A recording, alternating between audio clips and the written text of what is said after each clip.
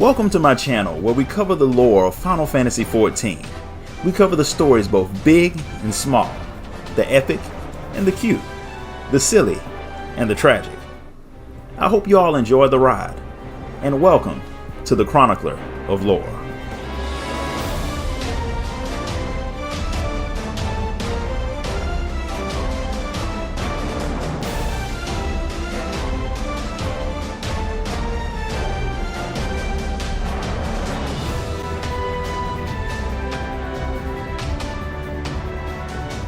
Before you head off to meet Y'shtola, the Exarch sends you to a place where people used to gather to worship the light, so you can get a tablet with information on it that Y'shtola would likely find to be useful. The people who had worshipped the light before the flood came switched to worship in the darkness once the Sin Eaters started murdering everybody. Then they migrated to Rak'tika and called themselves the Knights Blessed. Since Y'shtola is trying to learn all she can about the group, the tablet you grab will make her very happy. With that in hand, you all head off to the Rak'tika Greatwood to bask in the glory of the great song Lahi. I spent so much time in this zone that I started hearing that song in my sleep, and since it means wake up in ancient Ronkan, that is kind of funny. While you trek through the very large and mostly uninhabitable forest, Eorzea of course gives you a history lesson, pointing out the places where people were actually able to settle. The lesson is interrupted by MSQ, who walks up and starts reminiscing about the days where he explored new areas and subjugated primitive people for the glory of Garlemald. Since he enjoyed planting Garlemald's flag so much, Thancred offers to plant one up his backside, which I don't think would have been all that comfortable. Since he's dead set on sticking around, Minfilia asks him to help you all fight, but he refuses, partially because he was only going to observe, but the huge amount of light ether that's pouring into the forest makes it difficult for him to even hang around you, let alone fight. So he will simply remain a not-so-silent companion. When the Ascian finally decides to be quiet, Eorzea gets back to his history lesson. While there are spots in the forest where people live, the Light Wardens and Sin Eaters are slowly taking ground from them. 2 years ago, a swarm of Sin Eaters destroyed one of the biggest settlements in the area and killed a lot of the Knights Blessed leaders. They didn't know what to do, so Y'shtola took over and started to lead them. They started to rebuild their home, so if Eorzea's memory is right, they should be nearby at Fort Gone. To say they've been rebuilding, the place still looks like it burned down yesterday. However, all of that was apparently a trap to lure you all to the center of the ruins so the Knights Blessed could surround you. They seem to think you're Sin Eaters, despite the fact that you can talk and didn't immediately attack them when you showed up, or a whole lot of other things that anyone with eyes could see makes you completely different from the monsters. Of course, MSQ doesn't help the situation by teleporting away. Y'shtola shows up before her people can fill you all up with arrows, but you realize that the reason they assumed you were all Sin Eaters was because of the enormous amount of light ether that she saw coming out of you. She recognizes the others, but she has no idea who you are until Eorzea tells her that you just arrived on the first a while ago and have already killed 2 Light Wardens. Even knowing that, she can hardly believe it's you because the only creatures who radiate the amount of light ether that you're letting off are Sin Eaters, strong ones. Nevertheless, she tells her people to lower their weapons so she can give you a proper welcome to Rak'tika.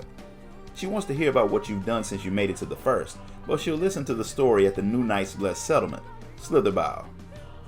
Once you get Y'shtola caught up, she lets you know that she used to follow the Crystal Exarch's guidance too, but he kept hiding things from her which made her go her own way. And her research led her to Rak'tika, which she knows very well after all of these years.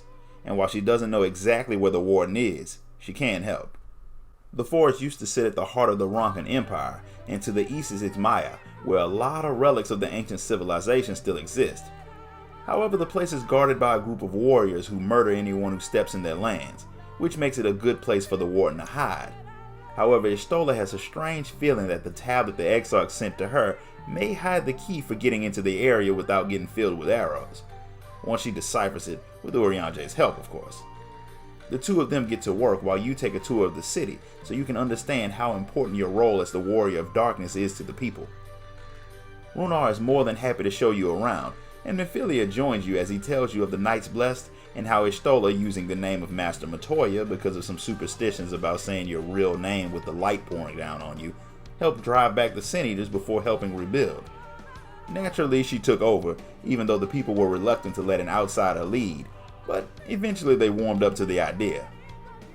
To help you learn more about Y'shtola's new people, Runar puts you through a few of their rituals, like learning their special greeting, dousing you with some blessed water that tingles although it shouldn't have, and getting you to do chores because the Warrior of Light is easily tricked into working for free. While you're doing all of that nonsense, one of the blessed comes running in to tell Runar that some Sin Eaters, ones that can cause others to transform into the beast, are in the woods nearby. They're not headed toward the city, but if everyone comes home to hide until they leave, they won't be able to recover Tajia's Heartstone before the ritual. Tajia was one of the people who died during a Sin Eater attack. They got her body back, but they lost her necklace, her Heartstone. It's the most valuable possession of any of the Knights Blessed, since they get the stones at birth, and it has to be given as an offering at the funeral so she can move on to whatever comes after death. It's too risky for any of the Blessed to go get, but since Minfilia is immune to the Sin Eater's corruption, she offers to go out there to get the stone.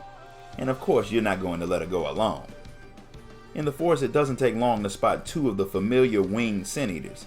Since there's two of them and two of you, Minfilia takes one while you deal with the other one.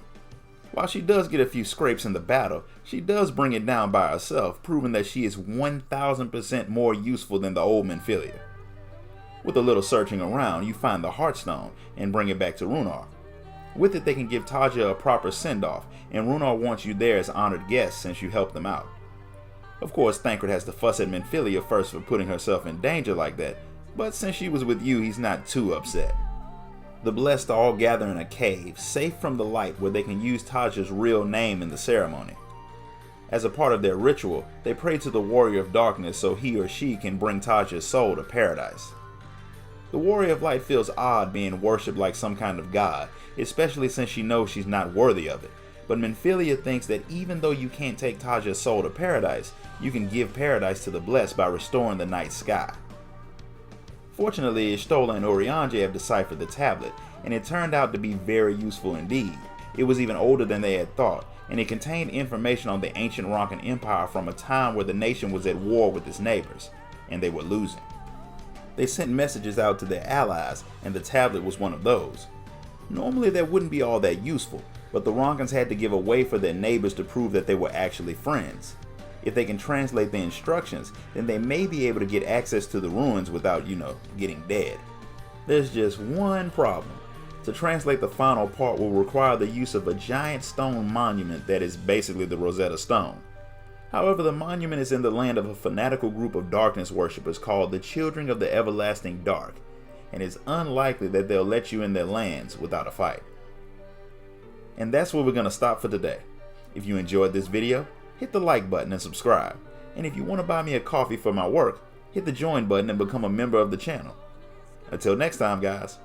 Later.